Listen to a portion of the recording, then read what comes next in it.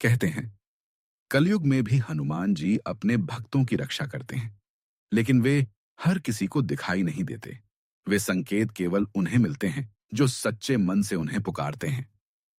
अगर किसी मंगलवार की रात अचानक आपको मंदिर की घंटियां सुनाई दें, कमरे में चमेली और सिंदूर की खुशबू फैल जाए, दीपक की लौ अपने आप तेज हो जाए या किसी विशाल परछाई का एहसास हो, तो समझ लेना चाहिए कि बजरंगबली की कृपा आपके जीवन में प्रवेश करने वाली है।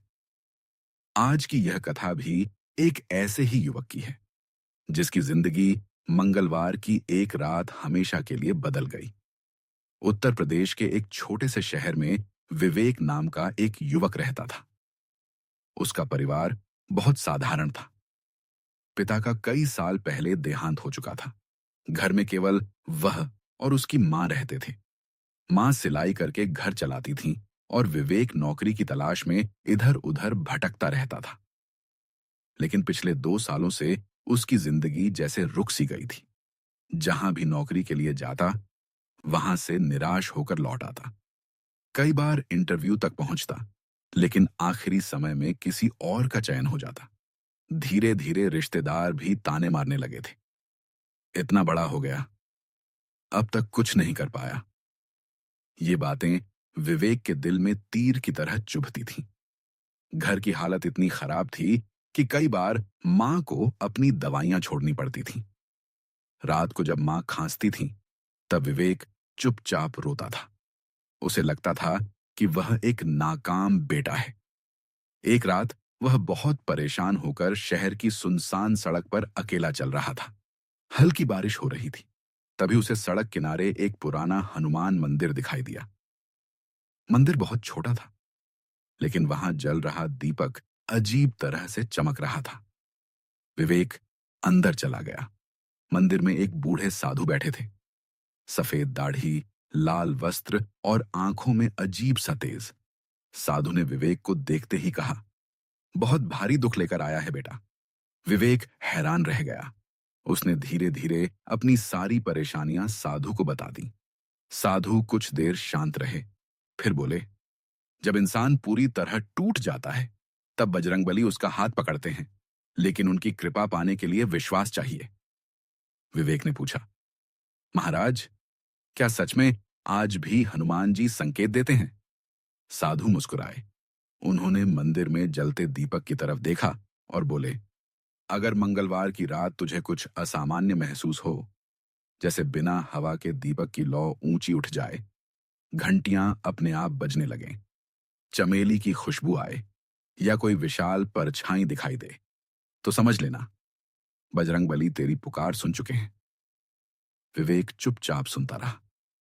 साधु ने उसे एक छोटा सा सिंदूर लगा हुआ हनुमान जी का ताबीज दिया और बोले, हर मंगलवार रात हनुमान चालीसा पढ़ना शुरू कर दे। उस रात विवेक घर लौट आया। अगले मंगलवार उसने नहाकर साफ कपड़े पहने, घर के छोटे मंदिर में दीपक जलाया और पूरे मन से हनुमान चालीसा पढ़ने लगा। रात बहुत शांत थी। बाहर केवल हवा की हल्की आवाज आ रही थी। जैसे जैसे विवेक चालीसा पढ़ता गया, उसके मन का डर कम होने लगा।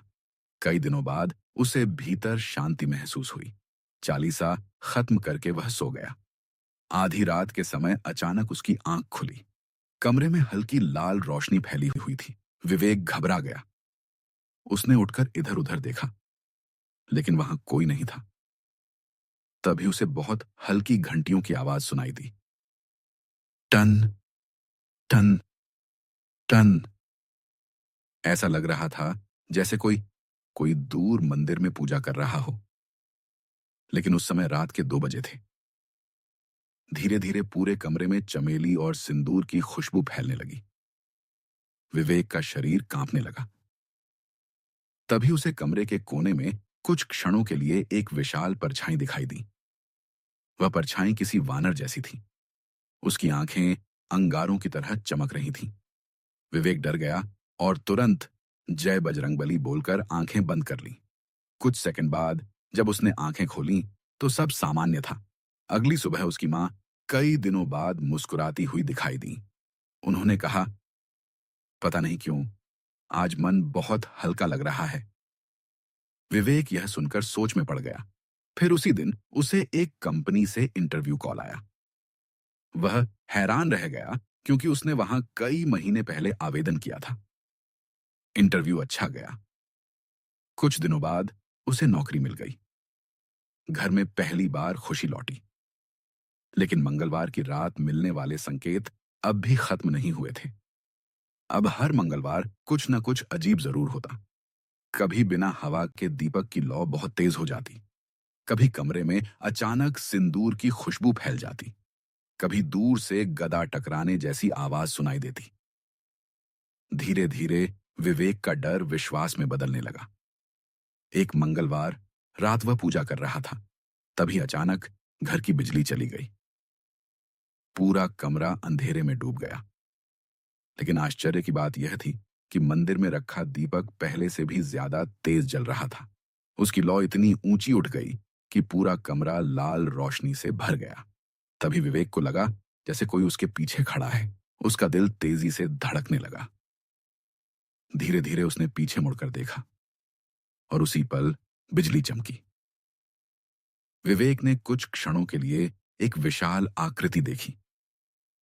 वह आकृति एक दिव्य वानर जैसी थी। हाथ में गदा, विशाल शरीर और आंखों में अग्नि जैसा तेज। विवेक डर के मारे जमीन पर बैठ गया।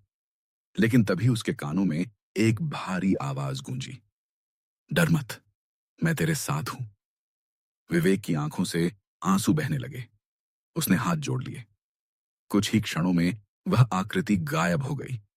उस रात के बाद विवेक की जिंदगी तेजी से बदलने लगी। नौकरी में तरक्की मिलने लगी। मां की बीमारी भी धीरे धीरे ठीक होने लगी। घर में पैसों की कमी खत्म होने लगी। जो रिश्तेदार पहले ताने मारते थे वही अब उसकी तारीफ करने लगे।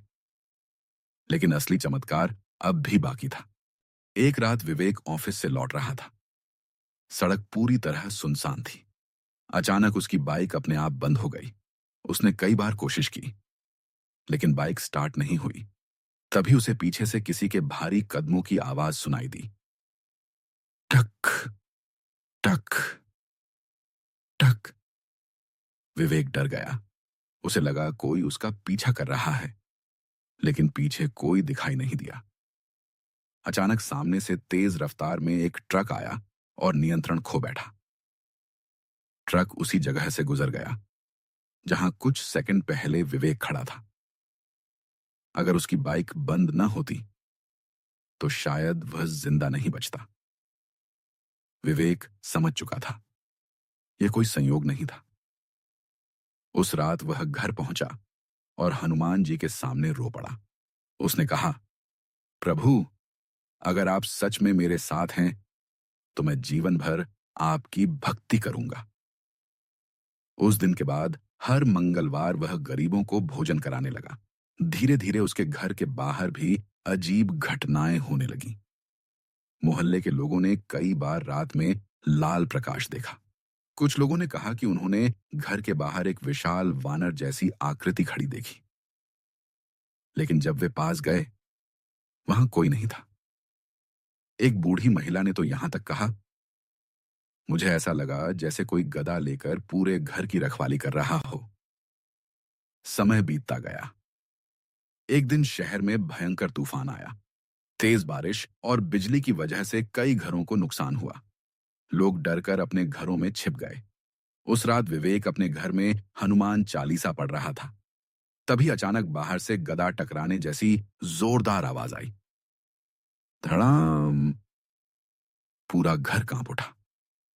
विवेक बाहर भागा, लेकिन वहां कोई नहीं था।